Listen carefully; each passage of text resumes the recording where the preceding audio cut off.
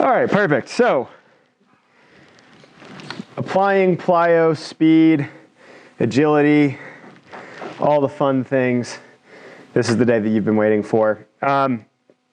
So, I put all these together because most of you won't work with tons of track athletes. And so when we really look at applying all this stuff, we're really going to talk about it more in the team setting, because most of the time track coaches like to have a lot of control over weight room stuff. And he's joking, I know, right?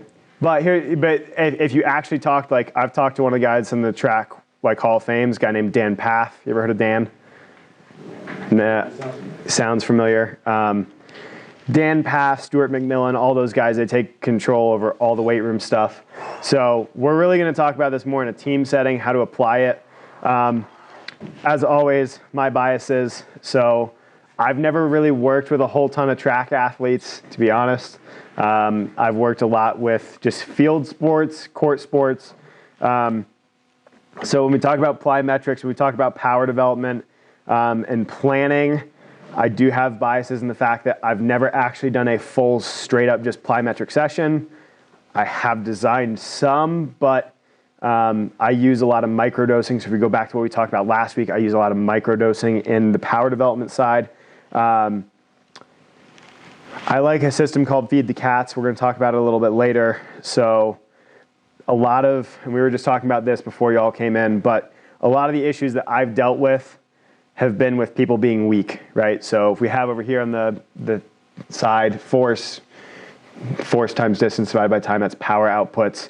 So I've dealt with a lot of people that really struggle with the force side of things. They're just weak, right? Especially if you have somebody with low training age. One of the major factors that you'll see with any kind of training program is that most of them are just super weak.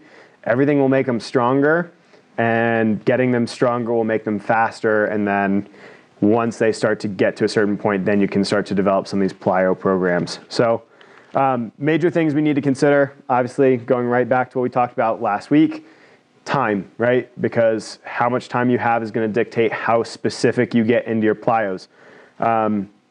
That's also going to look at your schedule, going back to that, right? Game schedule, what you have available, especially when we're talking about plyos and speed. Field space, because you're not going to go out and do a track session or a field session when it's 10 degrees and snowing, right? What do you have available in terms of travel, especially if you're because I know the soccer field here isn't on campus, right? It's not, is it? Because it's like 20 minutes away, 10 minutes away, 10, right? So being able to understand that whatever your time domains are, whatever your schedule is going to be, is going to determine what goes into your program. Training phase, right? We were just talking about this before we got going.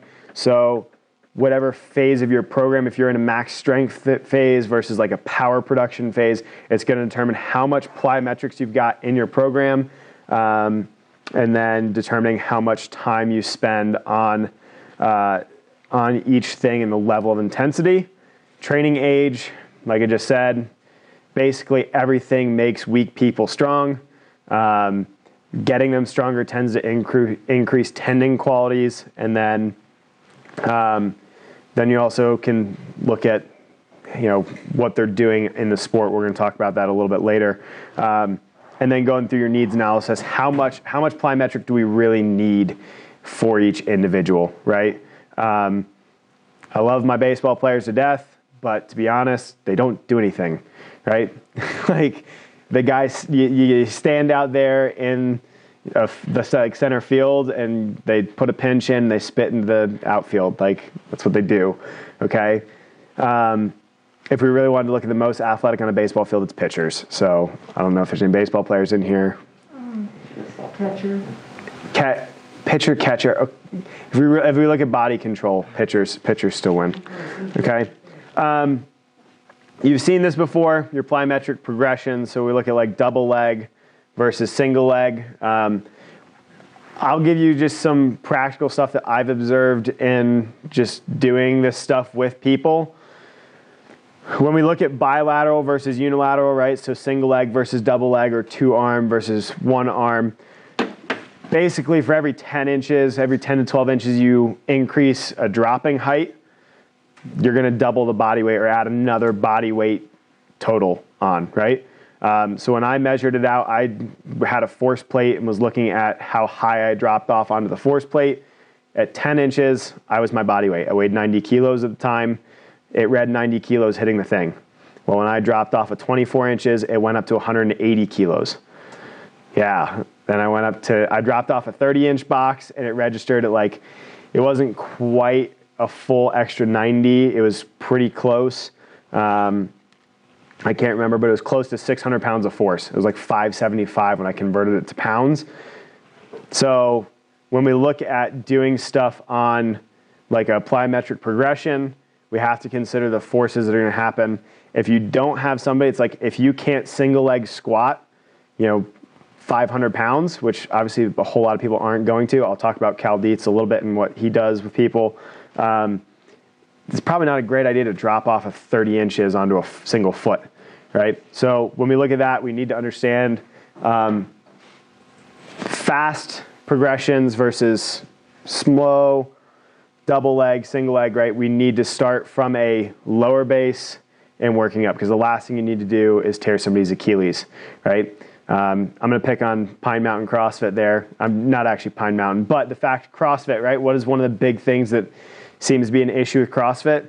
Achilles and shoulder injuries, right? The shoulder injuries from the training side, but what you see a whole lot of them doing is they call like a rebounding box jump, where they literally drop off the box, hit the ground, and jump right back up. For somebody that's 35 and sits down at a desk all day, it's a really terrible idea. Why? Because you're placing double body weight on the ground and then asking them to rebound it, okay? You see a lot of Achilles injuries and stuff like that happening because they just haven't trained and worked up to it. So those are things we need to consider. Other things we need to consider, where my volleyball players at? Volleyball, basketball, right? So you jump all the time. Do I need to throw a bunch of plyometrics into your program, right? The biggest thing that you got to look at when you look at plyometrics, we have to consider the fact that it's basically based around a stretch shortening cycle. So sprinting requires a very large stretch shortening cycle, all right, or at least the ability to produce that over and over and over again. So sprinting itself is plyometric. If you have really crappy sprint mechanics, it's going to be a little bit less plyometric because you have a greater ground contact time. But when we look at like actually producing that stretch shortening cycle, basketball, volleyball, track, you guys are going to produce a lot more plyometric just in your daily training. How many jumps do you take in a practice? Do you guys ever like have to stick the pads out? I worked with a volleyball club and they would literally roll out like a 2-inch wrestling mat almost just to take down some of the forces, because they calculated it out. They would take 200 jumps of practice, right? Because they'd have a 3-hour practice, and in that span, they'd 150 to 200 jumps. Do I need to add jumping into their training program? No. Do I need to work on other things that are going to impact that stretch shortening cycle? Yes. Okay. So we need to consider those things when we look at like what is the total training load. Off season, when they're not playing as much, these sports, yes, let's throw the plyometrics in, right? Because we need to keep those abilities. But we don't need to sit there and do tons of high-level plyos in the middle of a season or in a really high practice period, because the moment we start doing that, we're going to run the risk of injury, okay? So those are some things to consider. Same thing, considerations for speed. What are you going to emphasize? A lot of times people sit there and say, we want to get faster, and they'll just continually run over and over and over again, and they'll run these really long distances. Anybody ever done 100-yard gassers? Right? You run 100 yards, next thing, 30 seconds later, you run another one. He's done it in track. Nobody? Soccer guys? No? Never run gassers? 120? 120s. 120s on a soccer, like one end of the soccer field, the other? Yeah. Sprint all the way down to the... And walk back and then sprint. Jog back. Yep. And do it again. Okay. So when we're looking at actual speed, right? I wish I had the reference right up here, but talking with track coaches, essentially once you get below 95% of your max velocity, you're not getting faster anymore. So Does it make sense to run slow to get fast? No, okay?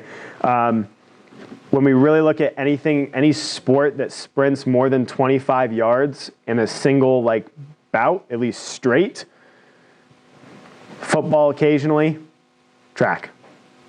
Baseball, if you look at first base, 90 feet. But for the most part, most of them do not run at a max velocity more than 30 yards, okay? And when we look at acceleration phases, if you're really good at accelerating, you're somewhere between 15 to 25 yards accelerating to get to a top speed. If you're really weak, that tends to be about 5 to 15 yards. I've seen as short of about 3 yards, but that person was like 13. So we need to understand that. Other things we need to consider for speed: can you control your own body weight? All right. Going back to this little power equation that's on the board, force times distance divided by time. Well, if you can't move your own body weight, you're gonna suck at being fast. So how well are you gonna control the forces that your body goes under, and how well are you gonna control the forces that you've got to produce? Because if you can't produce a lot of force, you're gonna have a really hard time producing force quickly. So those are the main considerations that at least I look at. I know you can get really in depth into ground contacts, which we're gonna look at here in a second. But being able to mitigate things and look at it from a whole training perspective, especially if you're training somebody that's not, like I said, track coaches tend to have this a bit more control over everything because they consider the plyometric effect of sprinting and everything into their own programs. So put it all together. There's a couple different things we can do. So I've got some microdosing. This is basically like a microdosing setup. We talked about microdosing where we've got it applied in a team setting, right? And this is kind of a weekly outline that you could do when you're mixing plyo and strength throughout the week, depending on how much your training split is. So when we look at acceleration speed, you can start to break it down. All right, what are the things we need to do to work on accelerating, right? So like I said, it's like an acceleration phase of sprinting. It's going to be about 25 yards or less. Some people it's more. Christian Coleman. Christian Coleman's a 60-meter dash specialist. You know who Christian Coleman is? Yeah, Christian Coleman is like the freak of accelerating, right? So the dude ran a 4.12 40-yard dash, right? So put in perspective, Usain Bolt ran like a 4.2, okay? So when we look at accelerating speed, how you accelerate and how you get up to top speed, that might be a single focus of a day.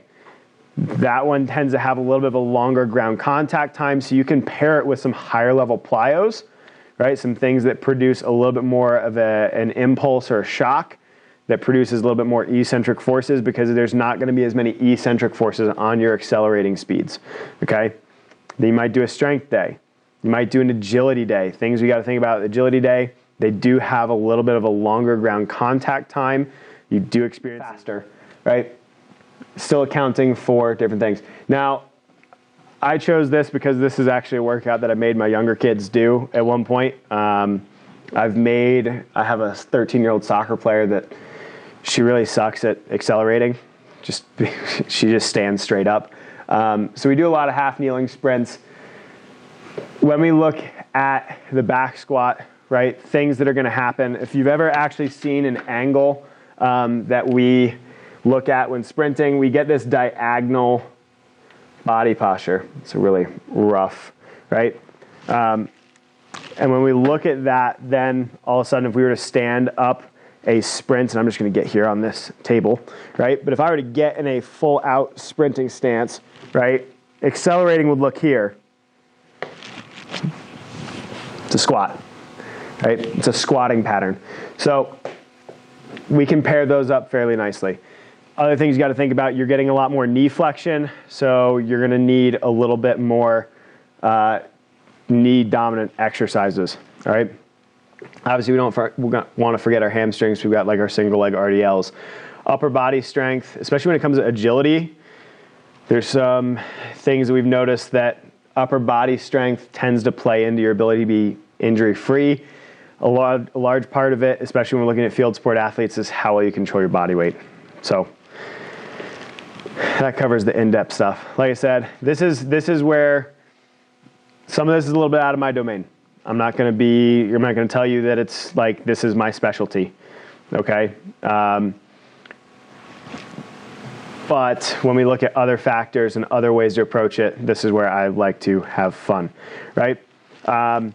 So other factors that we think about, right? You have to be able to control force. You have to be able to produce force.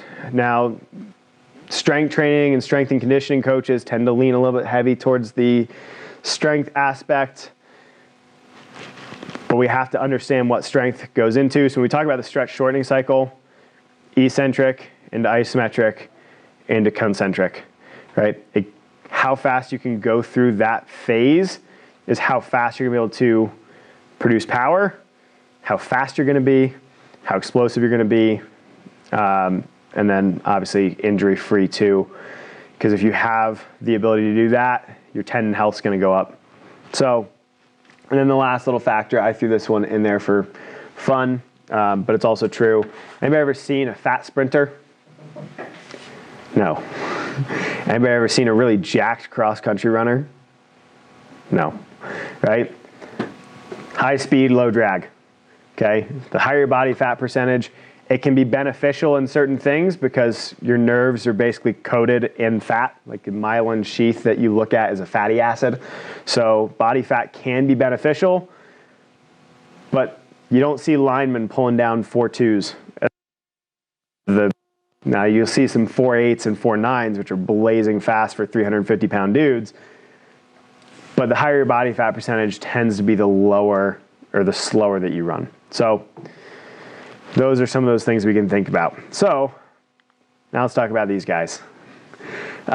This is the only photo I could find of Tony. So these are people that have kind of changed the game a little bit in power training, speed, agility, you name it. So first guy, Cal, my thing looks different here. Cal Dietz, triphasic training. I've listened to Cal talk. I've met him in person. When I listened to him talk, this is probably the most rested photo I've ever seen of him. He calls himself, and people call him the mad scientist of strength and conditioning.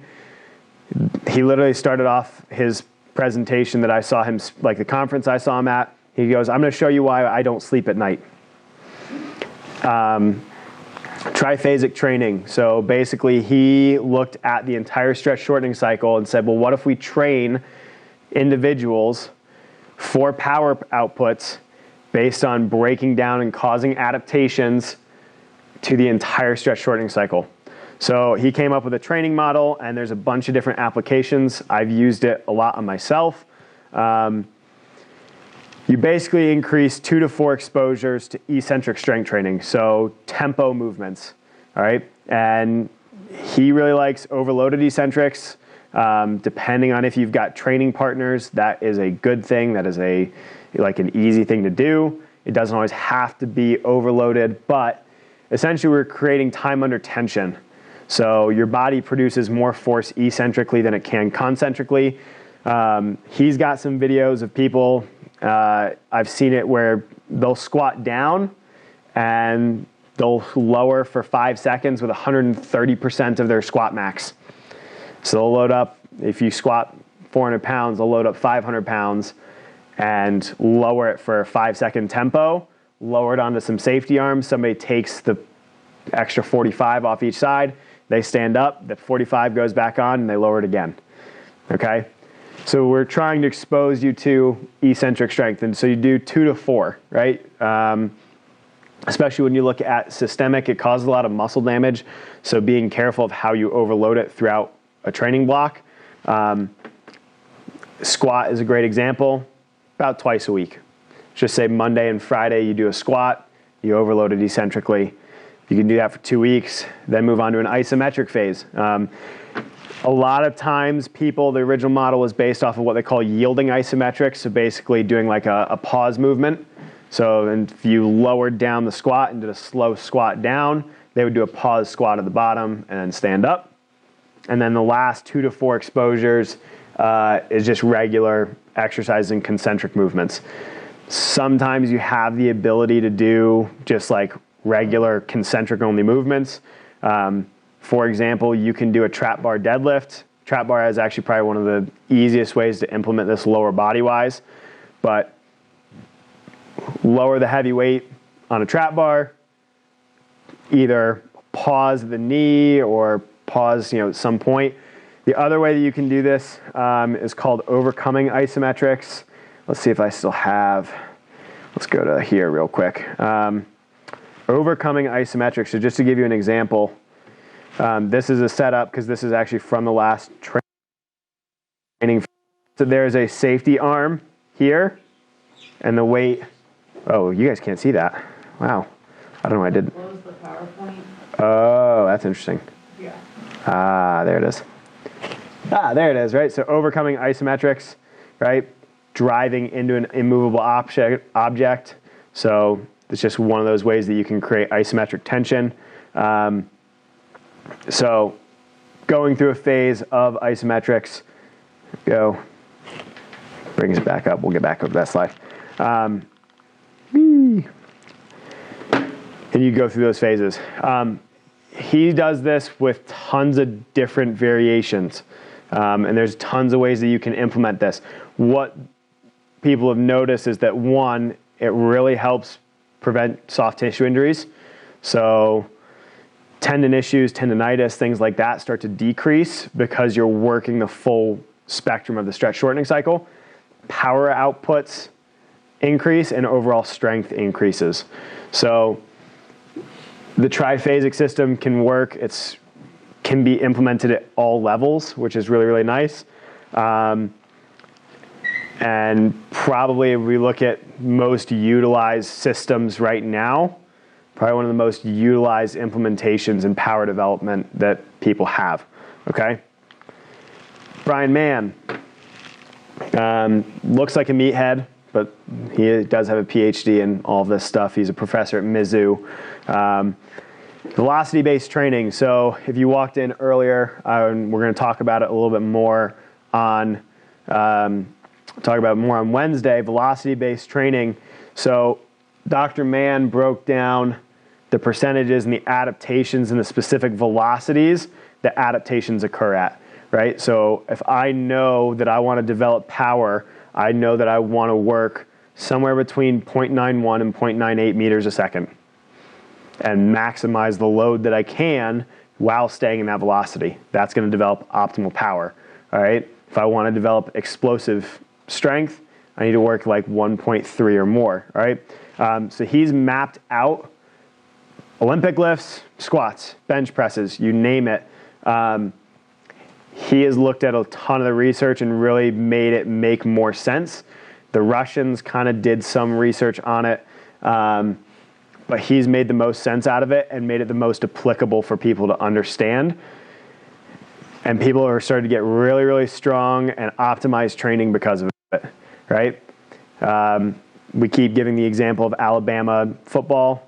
Alabama football literally has velocity tracking units at every single squat rack, and there's like 24 squat racks in their weight room, okay?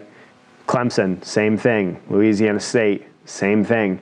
Everybody's starting to go towards this because percentages change on a day-to-day basis. Velocity is consistent. It's a metric that we can track over time, and then the loads you use at which velocity change over time. So that one's been one in terms of developing speed and specific adaptations. Brian Mann has kind of changed the game. Now we get to Tony. I really wish I could have found a better picture. Tony's belief is that this is the best training implement for speed that you can get, right? Oh, I'm not on the stopwatch, right? Start, stop. Competition, feed the cats. So Tony is a high school chemistry teacher, but he's a track coach, and his practices are like 45 minutes long, right? So he bases his stuff a lot off of Charlie Francis, who we're about to talk about next. Basically, everything's based off of effort. If you want people to run fast, make them compete. Because if you're working with athletes, what are the things that people, like athletes don't like doing? They don't like losing.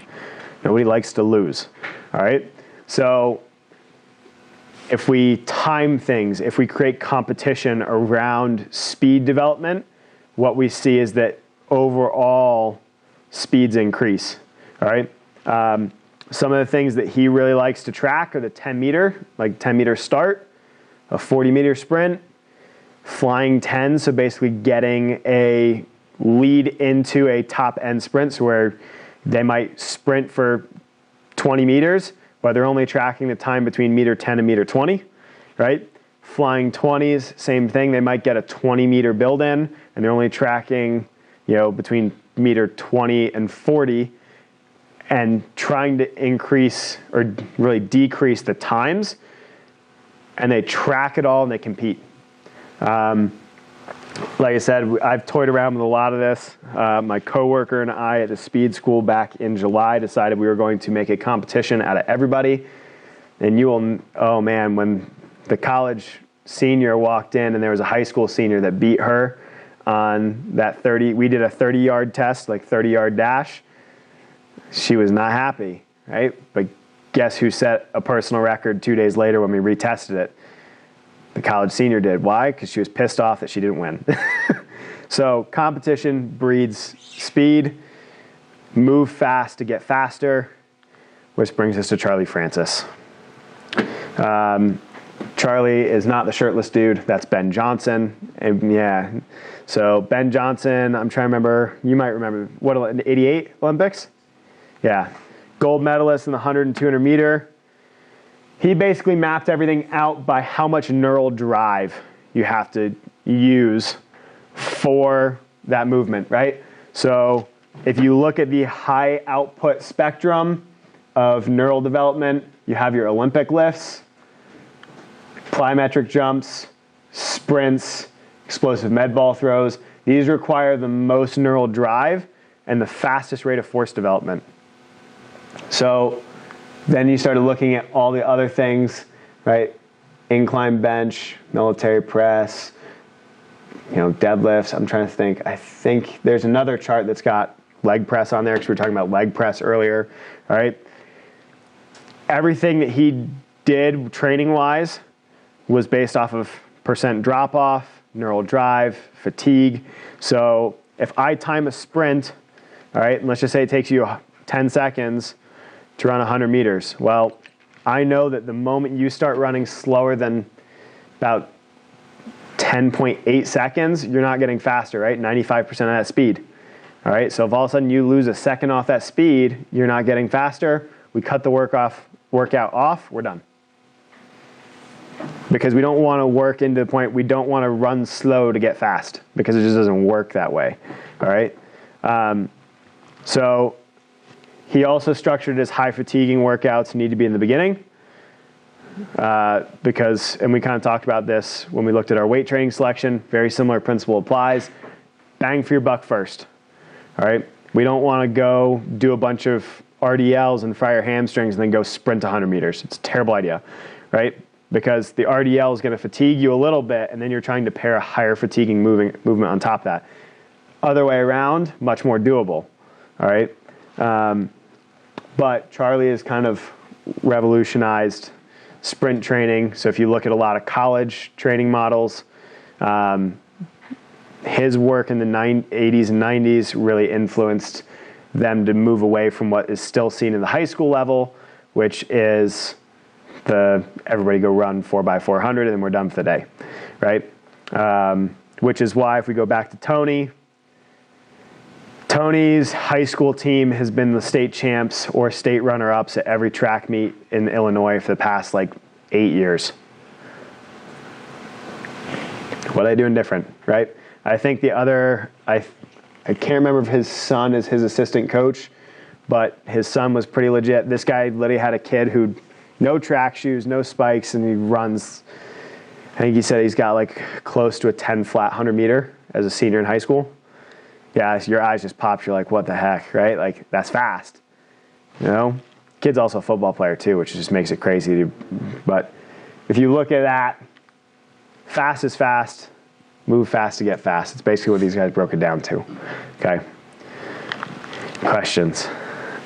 Because I know I covered a ton of stuff, and then we'll just drop it off there at the end and then ask questions.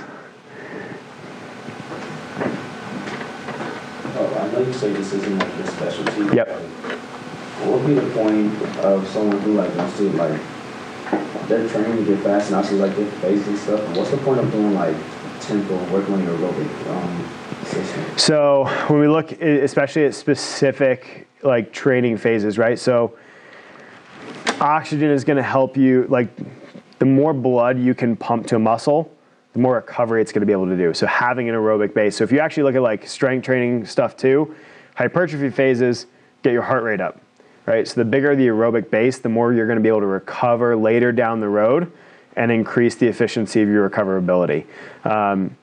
Tempo runs, especially when we look at doing, especially as you get like at a higher level, tempo runs can be used as a recovery, but still going through the fluidity of the motion, right? Because do you change your mechanics from a full out sprint to a tempo run? Not really, right? So, and that's where that's going to specificity.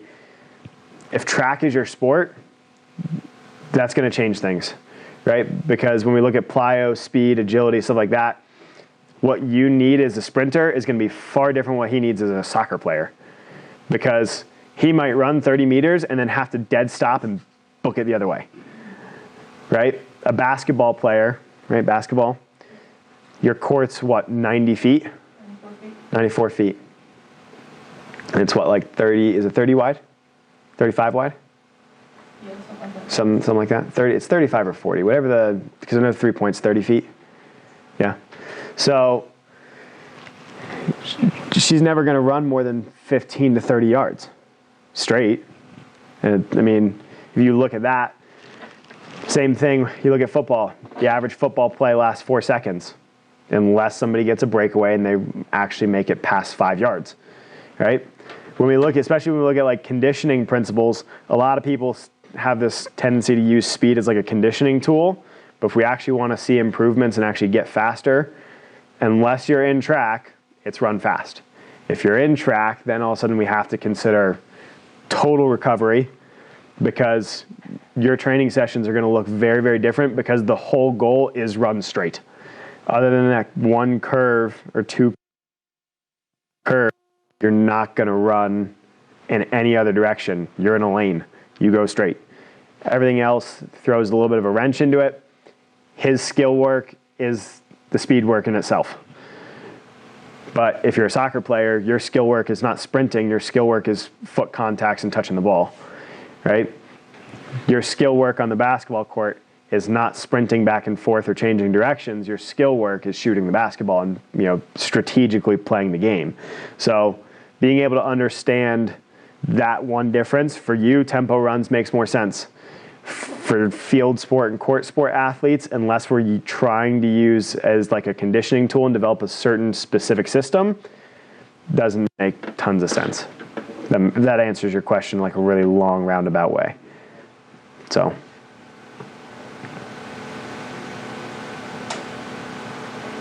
Anything? Nothing. What's my time on this? We good? We're right on time. Okay. So the one other thing, and now because this made me think of it, when we look at field sport athletes, we're going to go all the way back. Woo!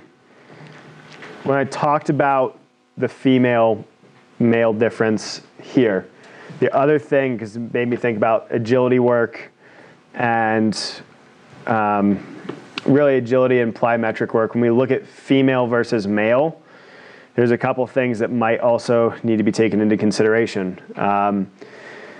Females are, what I'm trying to remember specifically, because there's 3 different stats. I think it's females are 5 times more likely to tear an ACL than a male is. And if you're white and female, you're 6 times more likely than any other ethnicity to tear your ACL. You're also 6 times more likely to tear your ACL during the luteal phase of a menstrual cycle. So because of the way the hormones fluctuate, things like that,